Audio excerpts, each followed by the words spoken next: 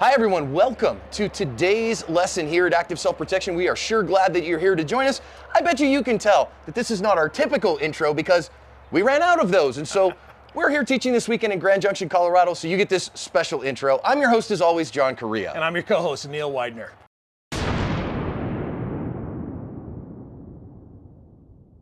The guy sitting down is a security guard in Johannesburg, South Africa. And you see these two guys approaching from the right, from the outside of the area. And they're going to kind of come around and start talking to him. And he is going to get up from his place and kind of cheat towards his gun. He's carrying a gun smaller back here and tell them to heck off. Now, these guys are going to kind of listen and kind of hang out and kind of hem and haw at him.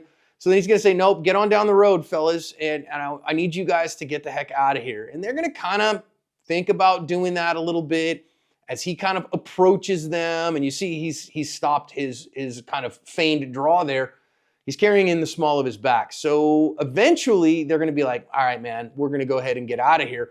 And then so he's going to turn away from them. And when they do, they draw their guns and come for him. And he starts trying to draw his gun, trying to draw it. And they both end up shooting him. And he lost his life for this. They stole his gun and nothing else and ran off down the road. I don't have a news story to say whether they ended up catching these guys or not. But again, the little bit that I have in the raw says that this guy paid with his life for that very slow draw. Today's video is sponsored by Vici Tactical Belts. This belt is the belt that I wear in formal or professional attire. I really like it and I recommend it highly. It's made out of real leather with a solid stainless steel belt buckle. You can see it is quite rigid vertically, but it has good torsional flexibility, which is exactly what you want for a great concealed carry belt. Works great in professional environments, formal wear, all the way down to casual wear too. It's the belt that I wear in formal attire like a suit. I recommend it highly. Please check them out at the link below. I really think there was kind of a cornucopia of errors here, like this cascading effect of errors, Neil. And I really think the first one, you notice, again, it's midnight, it's like 3 o'clock in the morning actually. He sees these guys and now he's gonna get up and start to cheat towards his draw. And he's carrying this gun, I think smaller back, could be maybe as little as 4:30, but I think 5 to 6 o'clock, Neil. And I really don't like that for a host of reasons. Yeah, it's a bad place to carry the gun just simply because it's hard to get to. And we've seen enough video evidence now that takes time. And we talk all the time about at what point do you need to draw your gun based on the cues that you have from folks. It works the other way too, which we're going to find out here in just a little bit. But the further back behind you that you have to reach to get the gun, just the longer it takes to get it out. And listen, he is looking at a potential threat. I think he has identified, oh no, these guys are doing what I don't expect. It's late at night, this building is closed, he's security for it, and they are coming up to him in a way that makes him radically uncomfortable. Listen to your creep alarm. Also, I do think it's worth having something between a harsh word and a gun. You got a gun on you, great. I love having an OC spray on you because then if I don't see any weapons from these guys, I have something other than brandishing a firearm to help me to end potential threats. Yeah, you do, and you can also say that with that feigned kind of draw that fake, where he reaches for his gun, he is sending them a message that says, hey, I am armed and I'm willing to use this, and clearly they're not taking that cue. Clearly that means that they're up for some sort of a fight, and they feel like they've got a 2-on-1 advantage, so they're going to stick in the fight, and that wasn't enough to get them to go away. Potentially, an OC shot to the face might have been enough to get them to run off in a different direction. I do think he does a good idea here of maintaining some space, of kind of keeping these guys at bay. Okay, I don't need my hand on my gun at this point. He's kind of identified or thinks that they're not that big a threat.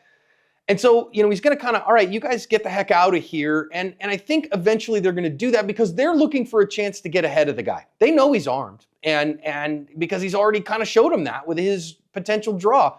But then he makes, I think, really the categorical error that costs his death here. As they start to walk away a little bit, he turns away from them, which lets the other guy start drawing his gun and come towards him. And, when we see there are critical moments of seeing that attention buys you time and time buys you options. Here, Neil, because he turned away, he wasn't able to get in the fight soon enough. And because of that and the really slow draw speed he had, he paid with his life. He did, and typically what we talk about in these videos is, hey, if the bad guy shows you his ear and you've got a 1.5, or if he shows you, his back and you've got a 2, those are your go signals. Well, those same go signals count for the bad guys.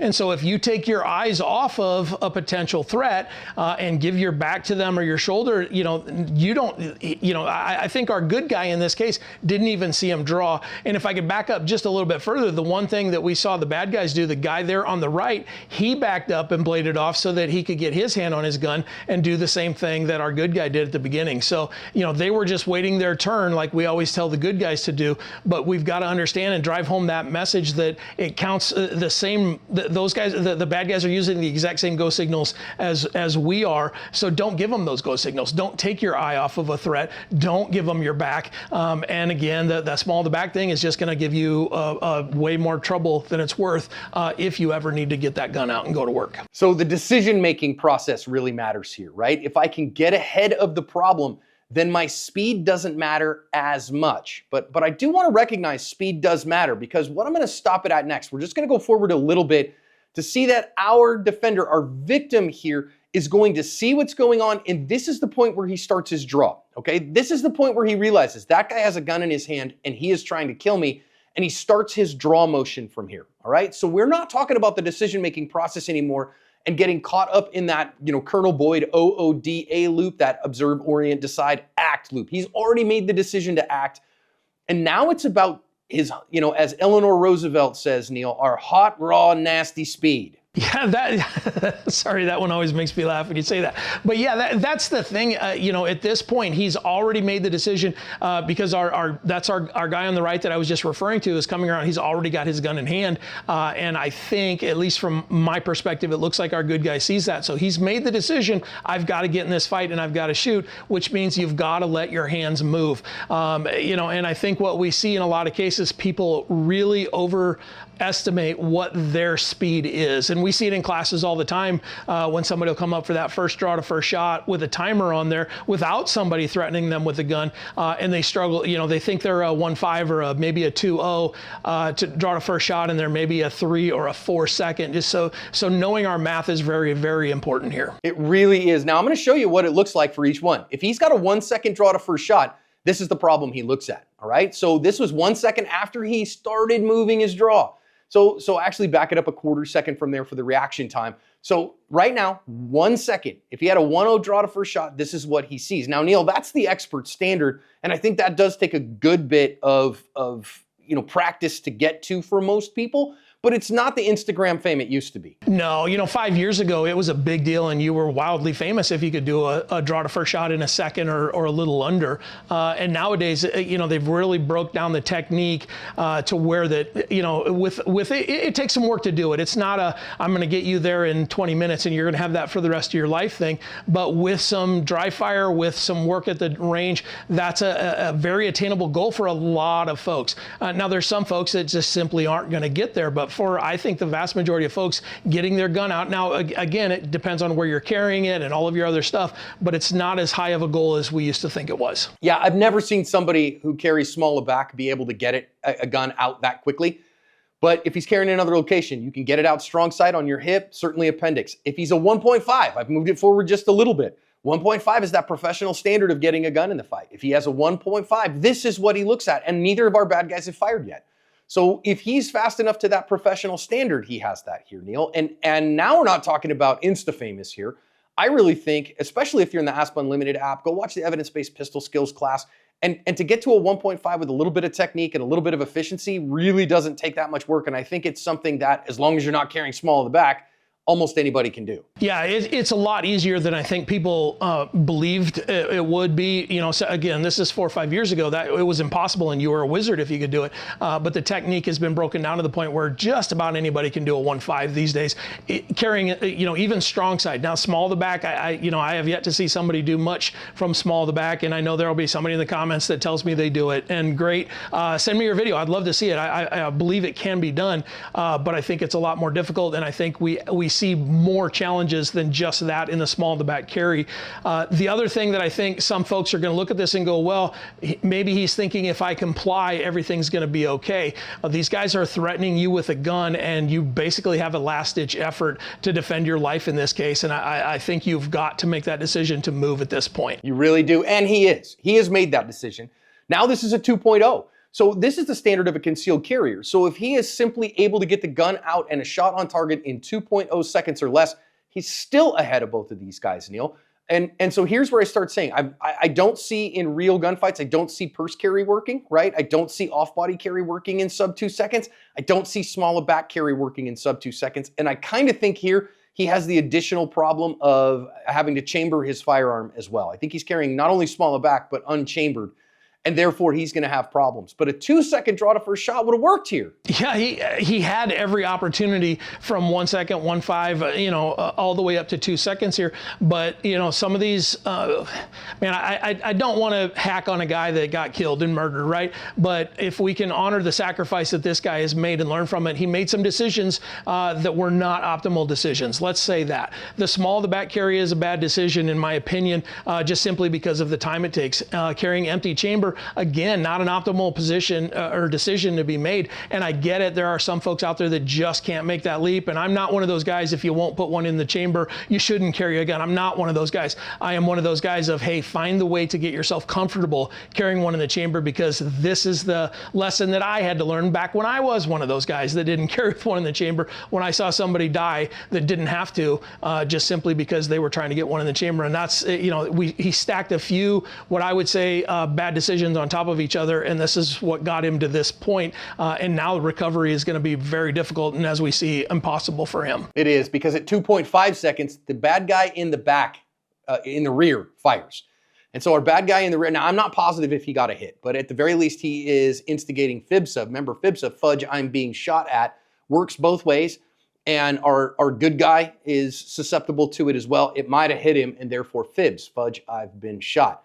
So 2.5 seconds, he's still not in the fight. And here's the thing, Neil, how many times have we stood on a range and had people that their first of the weekend is over 2.5 because they've never got it on a timer? And I know you're sitting out there right now and watching this, in the app or on YouTube, and you're going, no, I'm faster than that. If you've not put it on the timer, if you've not put it there with marksmanship standards, with accuracy standards, frankly, you don't have any idea what your time is. You might think so, but are you willing to bet your life on it? Right, and recency is another piece of that too, John. If you were a 1.5 3 years ago and you haven't worked or done your dry fire or been to a class or been to the range on a pretty regular basis, and you haven't been on a timer for a year or 6 months or whatever, don't count on that number. That's the thing that I think we see so often. Folks are like, well, man, I took so-and-so's class 2 years ago, and in that class I got a .8, which is awesome and great. But today I'm a 3.0, 3 second draw to first shot. So again, the recency is a big part of that, to know your math and actually do a little bit of work to get there. Yeah, and from your actual concealment and the gun you actually carry, that's the big deal. Because you can go to the range with a big old range gun in an outside the waistband holster with no concealment and do really well. But what about the gun you actually carry in its actual location? And are you going to be able to get it from an actual start position? Now here, we're going to finally see our bad guy who is closer at 3 seconds gets a shot off at him at 3 seconds. And so he had all day here. He really had enough time if he was carrying adequately and if he was fast enough. And he just wasn't on that day. And so my last thing here, I know a lot of people think carrying a gun is the answer, but Neil, carrying a gun makes you an armed defender about as much as owning a guitar makes you a musician if you don't know how to use it. There's another wildly true statement. I've got a guitar literally sitting right there and I can't play the doggone thing, right? So just having the gun on you doesn't really mean anything. In some cases, I think it's a whoopee that makes people feel safe. But if you don't do the work, if you don't spend the time with it, I can't play that guitar because I don't spend any time on it. But if you spend some time under some good instruction, instruction, in a lot of cases, you can get pretty good pretty quickly, especially with a handgun, especially at the distances that we're talking about here.